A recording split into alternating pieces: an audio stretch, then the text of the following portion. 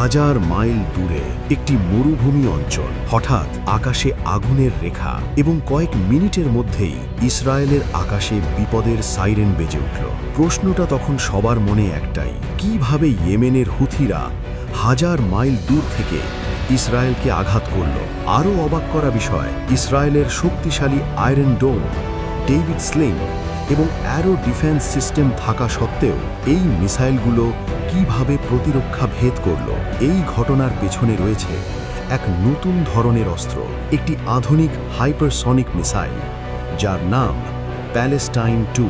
এই মিসাইলটি তৈরি হয়েছে ইরানের উন্নত প্রযুক্তির ওপর ভিত্তি করে। এটি সাধারণ ব্যালিস্টিক মিসাইল নয়, এটি একটি সেমি হাইপারসনিক মিসাইল যার ভেতরে রয়েছে একটি হাইপারসনিক গ্লাইড ভেহিকল। মিসাইলটি উৎক্ষেপণের পর প্রথমে মহাকাশের কিনারায় উঠে যায়, তারপর গ্লাইড ভেহিকলটি আলাদা হয়ে যায় এবং শুরু হয় আসল খেলা। এই গ্লাইড ভেহিকলটি সরাসরি লক্ষ্যবস্তুর দিকে না গিয়ে আকাশের কিনারা ধরে লাফাতে লাফাতে এগোতে থাকে। এটাকেই বলা হয় স্কিপ ট্র্যাজেক্টরি। এর ফলে রাডারগুলো বিভ্রান্ত হয়ে যায়, কারণ এই মিসাইল সরল পথে যায় না, বরং মাঝ আকাশের দিক পরিবর্তন করে, ডানে, বাঁয়ে, নিচে, ওপরে, এবং এই কারণে ইন্টারসেপ্টর মিসাইলগুলো লক্ষ্য ঠিক করতে পারে না। আরও ভয়ঙ্কর বিষয়, এই মিসাইলের গতি। এই প্যালেস্টাইন 2 মিসাইলের গতি পৌঁছতে পারে ম্যাক 5 থেকে ম্যাক 16 পর্যন্ত, মানে শব্দের গতির 16 গুণ। মানে ইয়েমেন থেকে ইসরায়েল মাত্র কয়েক মিনিট।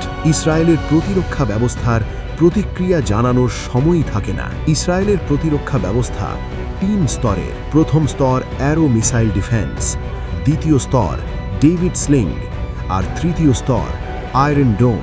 তবুও এই হামলায় কিছু মিসাইল প্রতিরক্ষা ভেদ করতে সক্ষম হয়, কারণ এই নতুন মিসাইলগুলো পূর্বানুমানযোগ্য পথে চলে না। এই হামলার আরেকটি গুরুত্বপূর্ণ বিষয় ছিল খরচ। ইরান এই হামলায় খরচ করেছে প্রায় $200 মিলিয়ন। অন্যদিকে ইসরায়েল প্রতিরক্ষা করতে খরচ করেছে $1 বিলিয়ন। মানে একটি অ্যারো মিসাইলের দাম $2.5 মিলিয়ন। সেখানে ইরানের একটি ব্যালিস্টিক মিসাইল মাত্র $200,000। ড্রোন $20,000 থেকে $50,000। মানে কম খরচে অনেক বড় ক্ষতি।